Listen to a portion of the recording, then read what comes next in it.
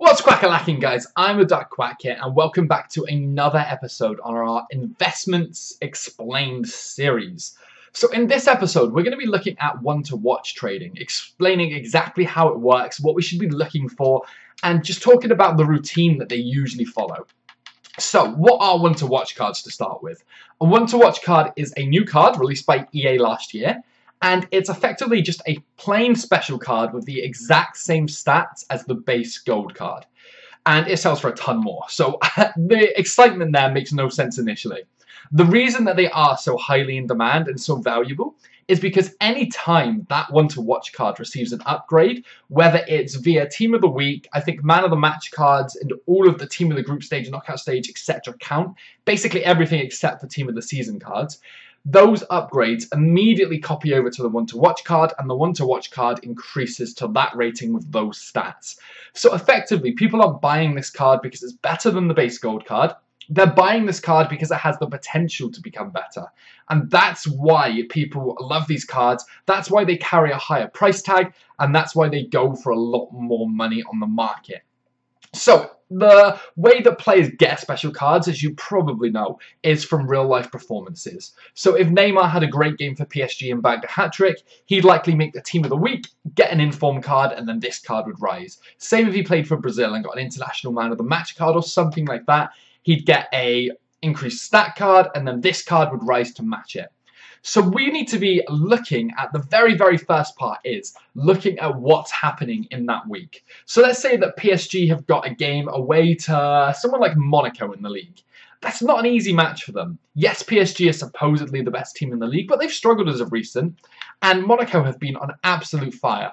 So having all your eggs in one basket and investing in a very tough matchup for the week, it's not going to be advisable. Firstly, PSG have to win, and secondly, Neymar has to have a standout performance. Now, if PSG were playing a bottom-of-the-table team, then you'd think, well, they're playing against a team that's just conceding for fun, not getting anywhere this season. Hopefully a team like PSG would bag a few goals, and there's a good chance that Neymar could score them.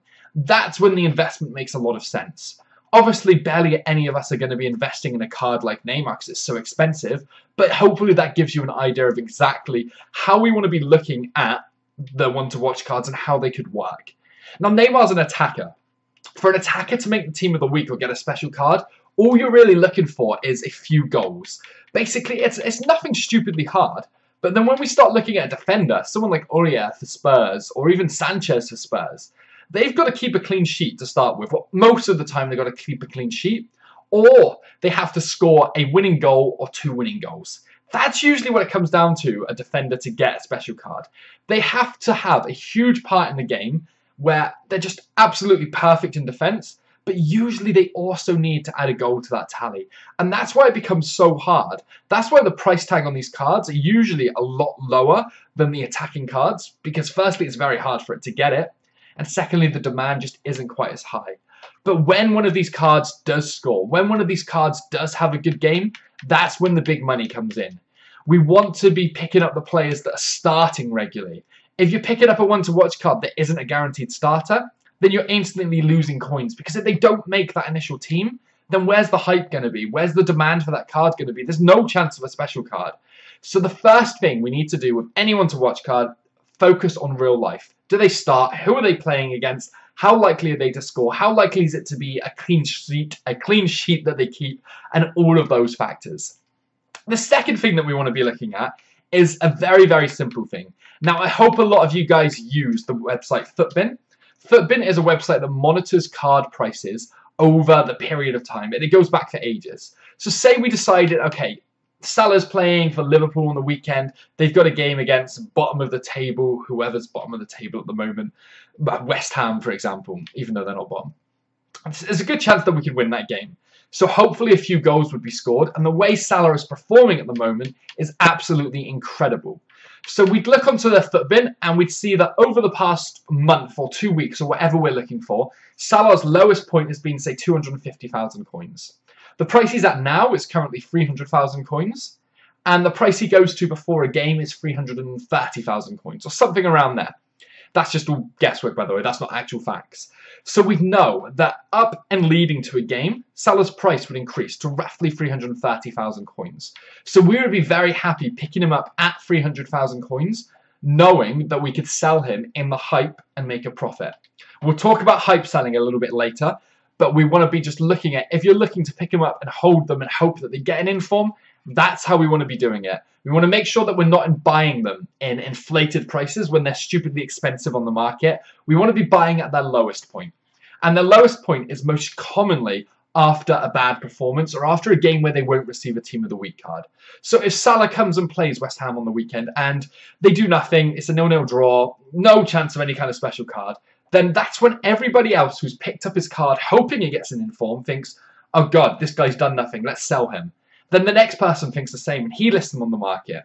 And the price just slowly comes down and down and down until investors like us, we start picking up this card when it hits rock bottom. And then from that point on, his price starts going back up and up and up. And then we get nearer to next game week and people looking at the 300,000 coin Salah again start picking him up and he goes all the way back up to 330 and then all the way back down to maybe 270 after a bad game and rinse and repeat. That's when we want to be looking at buying if we plan on holding the players, and that's how we can make the most profitable investments with the lowest risk. Now, the safest way to do this, and the big problem with this is people love the huge profit. If Salah went and got a Team of the Week card, he could add easily 100, 150k to his price tag, and that's a massive profit for someone investing. But if Salah doesn't and we're losing coins, that's the risk. But what if we just sold in that little hype window? What if we bought at the very bottom after a game for, say, 270? And again, these figures are made up. And then before the next game started, an hour before kickoff, when hype is at its highest, and everyone is buying at the last minute, hoping that he's going to do something, we sell for that 330,000 coins. That's 60,000 coins profit, which is huge. You wouldn't get that much, but you get the picture. That's a huge profit we can make on all of these cards without actually having to risk anything or run any kind of gamble with our investment. We simply pick up these one-to-watch cards after a bad game or a game where they won't receive a special card and then sell them in the hype building up to the next game, and then we guarantee ourselves profit with absolutely no risk, no kind of chance of losing coins or anything like that. That is the most common form of one-to-watch trading, but amongst investors anyway. It carries no risk, it guarantees profit, and that's why it's so loved. You do have the two options though, guys. You can pick up at the cheapest and hope that he does something over the next few weeks. If he does, fantastic, you're going to make big bucks. If he doesn't, well, you've got to accept that you're going to make a loss. The second option, buy during the low swings, the down swings, sell during the peaks. And that way, you're not going to risk anything. The only risk, obviously, just to throw this in here, is an injury.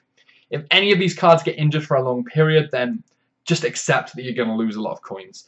It's a very, very tiny risk, but it is a possibility, and we saw it happen a lot last year. Anyway, guys, I'm going to wrap up the video there. It's a very simple one, just explaining how we want to be looking at one-to-watch cards. I don't want to go into too much depth telling you exactly how I do it or anything, because then you guys will all just copy the exact player I use in my example, because that's exactly what happened on my last video I made about mass bidding, and it's not good for the market. Anyway, guys, if you are enjoying this series, then make sure you drop a like you always do. Subscribe if you're new, that'd be incredible.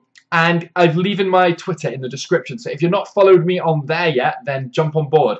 We've also got a trading Discord up, so make sure you guys get in there. Anyway, guys, thanks so much for watching, and I'll catch you next time.